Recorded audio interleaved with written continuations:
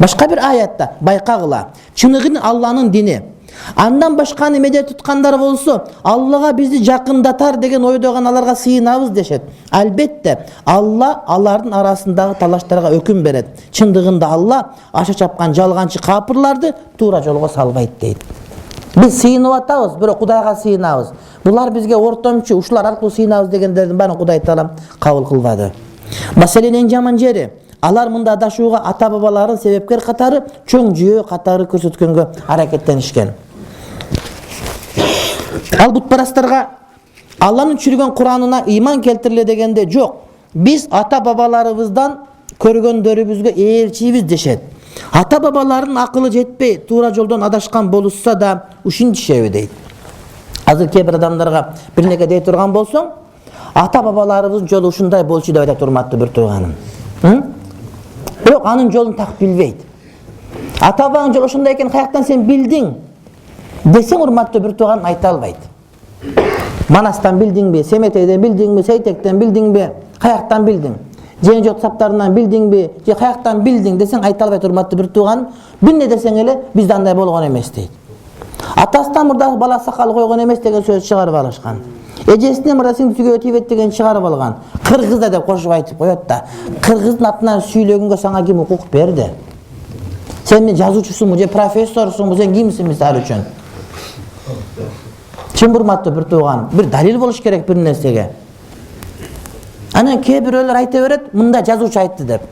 Жазуучу кээде өзүнүн оюн айтышы мүмкүн. Ага тарыхчы айткан болсо, башка айткан болсо, бир жөн урматтуу бир тууганым. Андай мындай деп. Ошон үчүн бир далил жок нерсени сүйлөгөн алыс болуш керек. Мына кээ бир адамдар жок, биз ата-бабаларыбызды көргөнбүз, ошолордун жолунда кетебиз деп атат.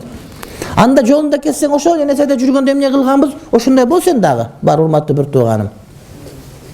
Эгерде сен чындап ата-бабанын жолун кармана турган болсоң, анда мусулмандан башка жол таппайт элең.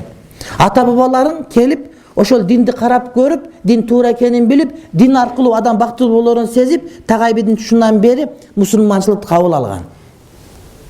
Отко ташка сыйынып жүргөн, отко киргизген деген салтыбыз бар бизде, билесиңер келиндерди. Ошол отко сыйынган убактан калган болгон. Аны менен барсак болбойт экенбиз. Биз адам бойдон сакталып калыш керек экен.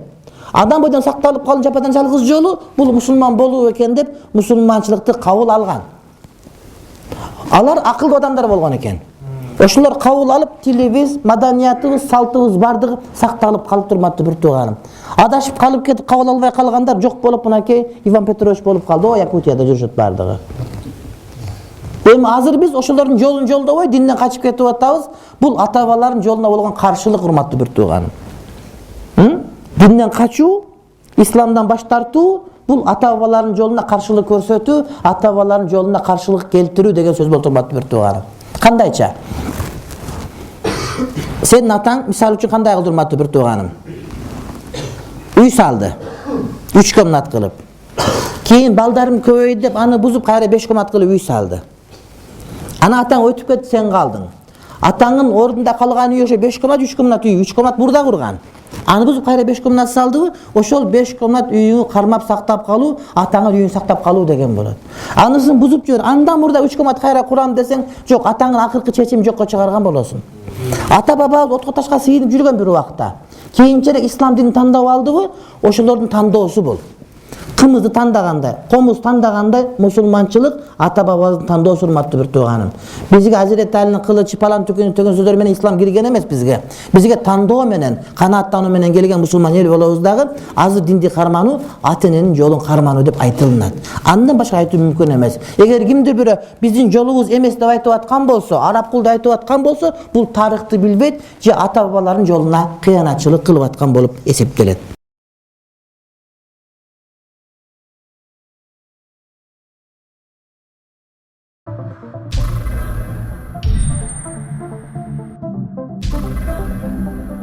Thank you.